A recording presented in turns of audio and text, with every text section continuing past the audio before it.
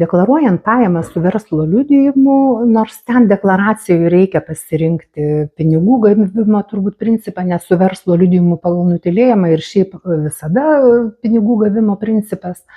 O štai dėl išlaidų, tai rinksitės 30% ar pagal faktą, jokios įtakos nebeturi. Todėl, kad niekaip neįtakos jūsų mokėtino gyventojų pajamų mokesčio. Gyventojų pajamų mokestį fiksuotą jūs jau susimokėjote išsipirkdami verslo liudijimą. Nebent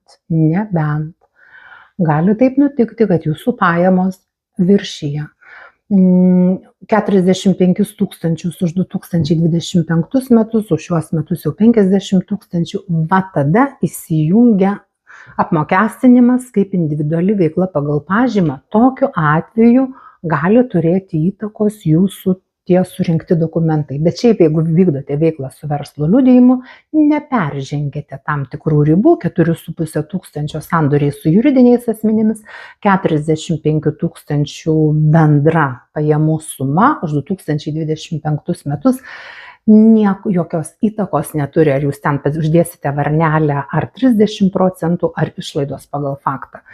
Tiesiog nežinau, kodėl ten deklaracijoje taip yra, bet paprastas dalykas, nesukit savo dėl to galvos. Pelningų verslų ir protingų sprendimų.